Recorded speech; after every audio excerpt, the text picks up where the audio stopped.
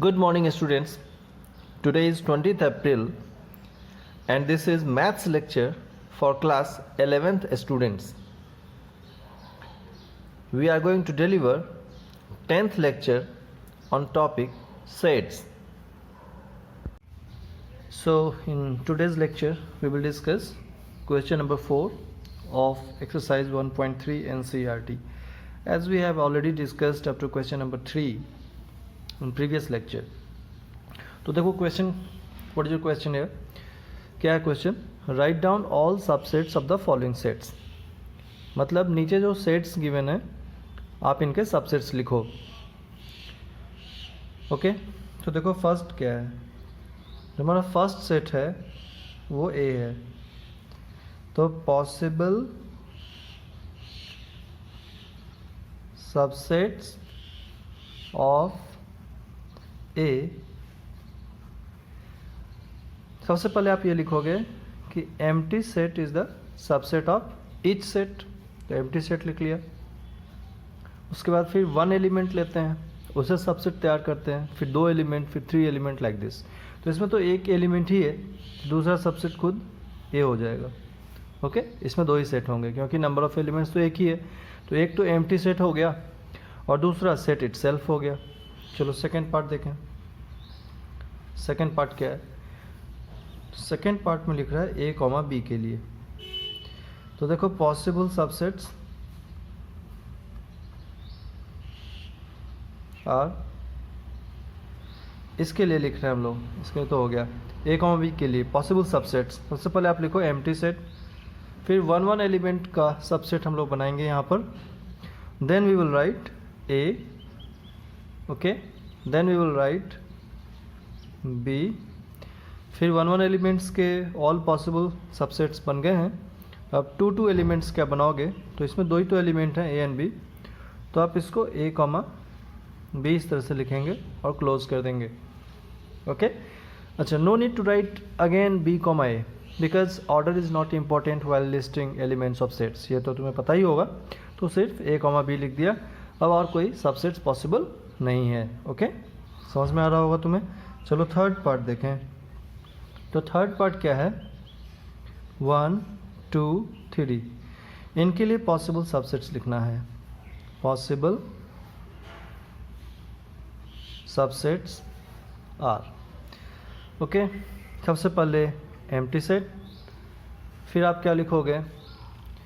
One one element वाले 1, then 2, then 3, then two two elements वाले 1 2 1 3, then 2 3, 1 2, then 1 3.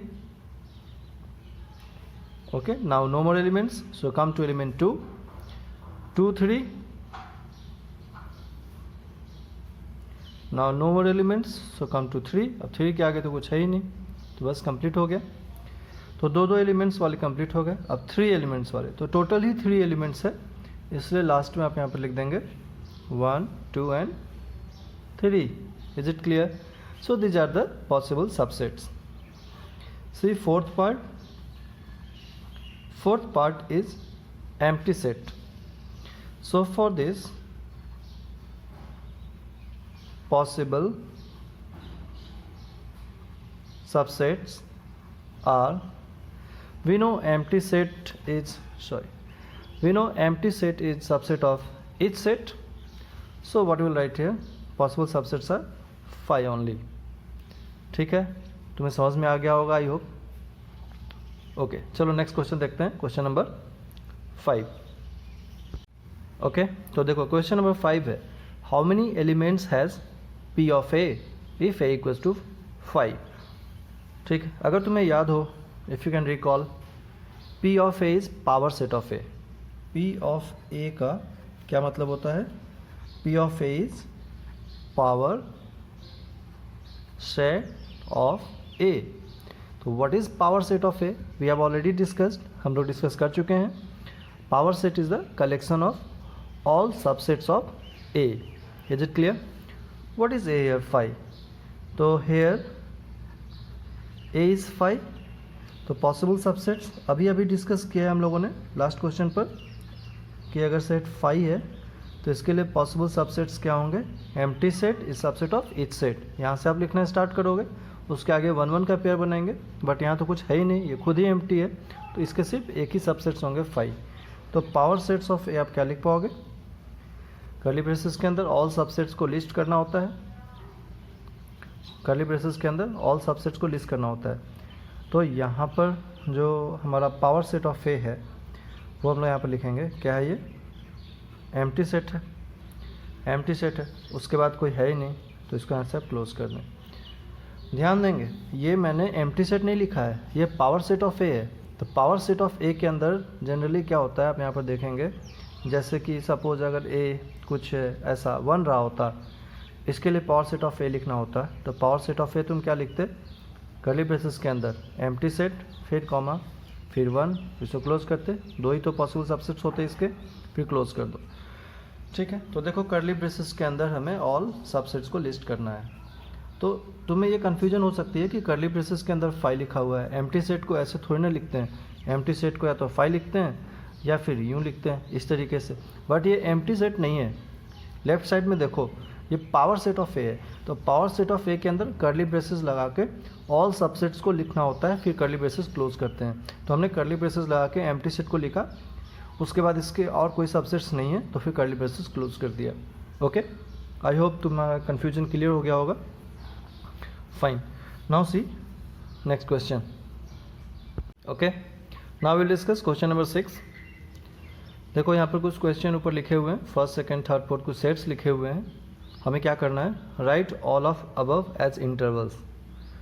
तो हम लोगों ने इंटरवल्स के बारे में पहले ही एक्सप्लेन कर दिया है लेक्चर में, प्रीवियस लेक्चर्स में तुम जाके देखना। ठीक है, लेक्चर को सीक्वेंस में देखना, लेक्चर 1 2 3 4 5 6, तो तुम्हें बेटर समझ में आएगा।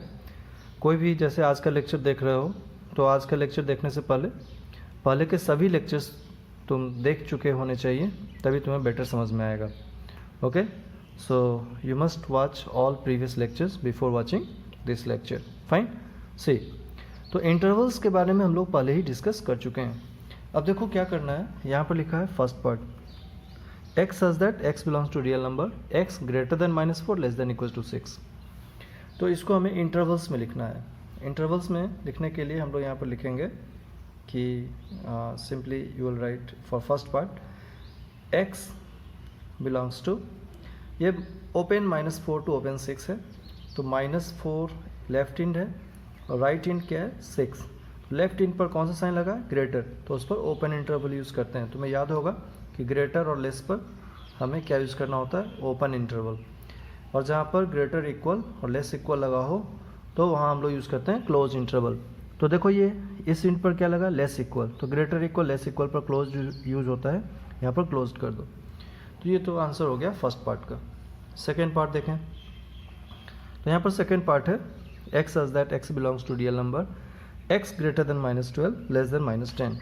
तो आप लिखोगे x belongs to -12, left end है, राइट इंड -10 है, तो यहाँ पर ग्रेटर साइन है इसलिए हमने ओपन इंटरवल लगा लिया। ग्रेटर और लेस पर ओपन लगता है, -10 पर भी लेस साइन है, ग्रेटर लेस पर ओपन लगता है, यहाँ भी ओपन लगा लिया।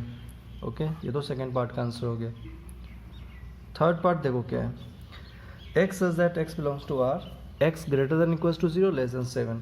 तो इसके लिए लिखेंगे x belongs to, एक इंट 0 है, राइट इंट 7 है, 0 के साथ कौन सा साइन लगा, ग्रेटर इक्वल, तो ग्रेटर इक्वल और लेस इक्वल पर क्या लगता है, क्लोज्ड।